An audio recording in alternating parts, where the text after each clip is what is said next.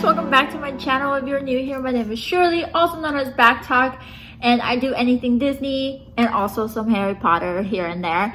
And what I have for you today is my second video on origami. I'm hoping you're liking them. I am doing Harry Potter origami right now just because I have a book on it, and I bought it since December and I haven't touched it, and now that I have so much time in my hands, why not? So what I have for you today is Mr. Filch's cat, or Professor McGonagall, or Hermione's cat, which I can't remember his name right now. Oh my gosh, or her name. The cat's name. But it's a cat. But obviously, this one is Filch's cat, but you can use any cat whatsoever. I'm thinking of doing this for Marcy, maybe like trying to make one that looks like Marcy. I think that would be cute. But yeah, this one's also very easy. The last one I did is the sorting hat. I'll try to link it at the end of this video if you haven't gotten to see that one. The sorting hat was way easier than this, but this is still fairly easy. All you need for today is a piece of paper, and that's it. You can use scissors if you like, but you don't really need them. I will be having two cameras, one pointing me and one pointing my hand, so you can see both. I do hope you enjoy it. Let's get to it. All right, guys, so I have both cameras. I have one facing me, and then I have the other one with my hands. So what I'm gonna do is I'm just grab the notebook that I usually grab, the sport notebook. I've seen it's better days, and I'm just gonna fold it inward already, or actually I'm just gonna tear it out. It's not like I'm gonna do anything with that little piece of paper. I just throw out a piece of paper. It's a rectangle. We don't want a rectangle. Usually in origami, I've noticed we usually play with a square. Now I don't care about the holes in this case because this is a draft. If I was using construction paper or like silky paper or origami paper, then maybe obviously the holes would make a difference. I don't want the exact part, so you can cut it however you want. There's a lot of methods to this. You can use the fold until the line is so wrecked that it just comes off. You can use the fold and lick, which is the elementary school way. Or you can use scissors, which is what I'm gonna use because I'm in camera. Now Marcy is sharking around, so if you hear noises, you already know it's my cat. So I'm just folding the excess part. Notice how I have no patience when it comes to folding, or not folding, cutting, which is not a good thing to be, but here we are. All right, so here we are. We're gonna open it. We don't need this line, so this line is not gonna be important. So it doesn't really matter if it fades away as you like fold and stuff. What we do need to do is we need to fold this paper first vertically, or hot dog style, however you were brought up, but vertically.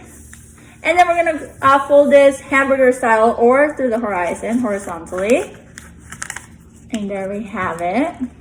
Oh, and there's Marcy on cue. You can't see her, but she's like, hold on. She's right there. I'm sitting like on, I call it a bench. It's not really a bench. It's two chairs put together, but yeah. All right, so here we are. I'm gonna open it up. And now we are gonna need these fold lines. What I'm gonna do is I'm gonna make doors. I'm gonna make this half meet that folded line. Like that.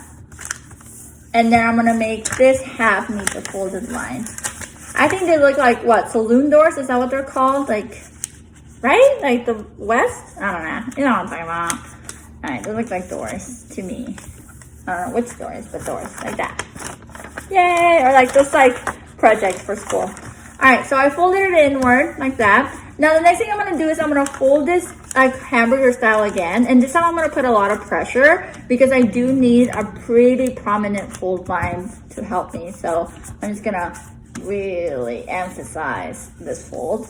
I'm gonna open it up again, and there is the line. And what I'm gonna do is I'm gonna imagine there's a little dot right in the middle, and that is where I'm gonna fold outward. So I just grabbed a corner of the paper and I folded outward. And then I just use that little dot to guide me to how far I should go.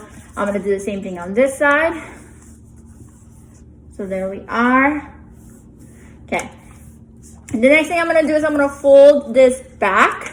So it kind of looks like a shirt if I were to flip it. If you want me to do an origami t-shirt, I can do one for you. See, I can see how uneven this is, so let me refold it. But I can make an origami t-shirt. They're fairly easy to do. But okay, so we have it like this right now, right? We folded it, and we have it like this. And now what I'm gonna do is I'm gonna unfold it, but not just like that. What I'm gonna do is I'm gonna fold it by making a second fold somewhere around here.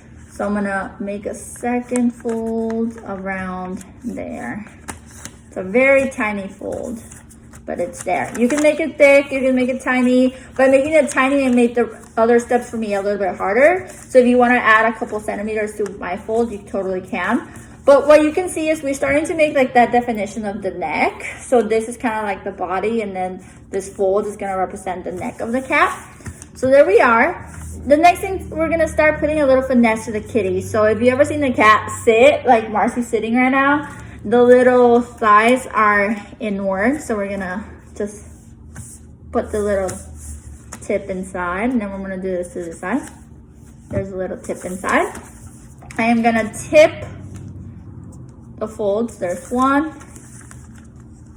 and there's another right there, and there we are. And then the last thing I'm going to do for this part is I am going to flip it. And now it's going to get to the hard part, and I tell you, this is the only hard part, or at least I think it's the only hard part.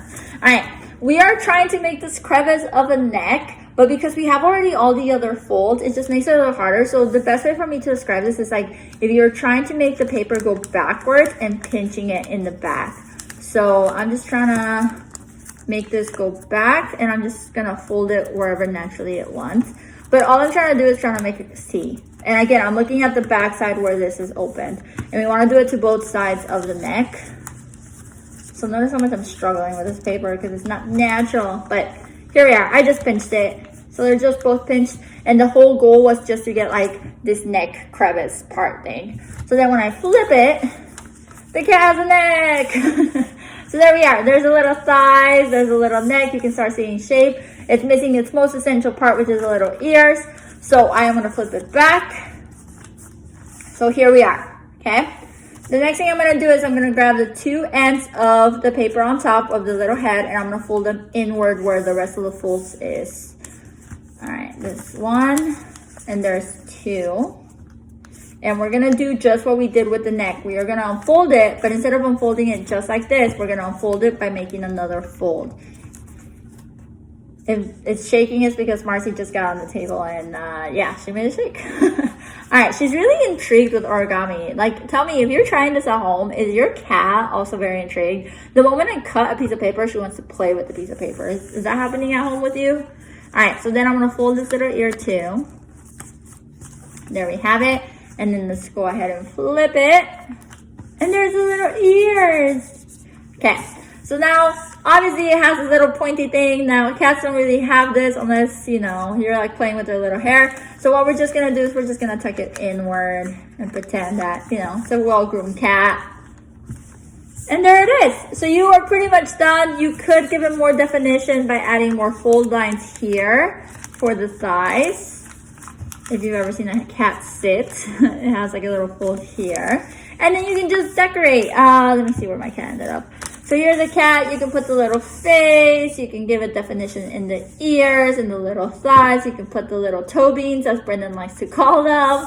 But yeah, there you are. I would recommend you probably color this gray or get gray paper and then do the accents later. I'm trying to do one for Marcy, so I'll probably have to use like a yellowish, brownish for Marcy and a little bit of red for her fur. Yeah, she's gonna be a tough one, but she has these little eyes too. All right.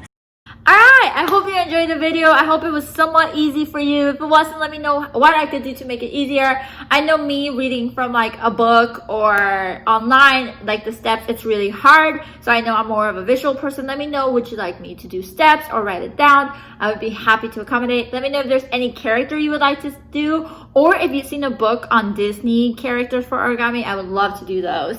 But yeah, don't forget to like and subscribe, and I hope you have a great day. Until next time. Adiós.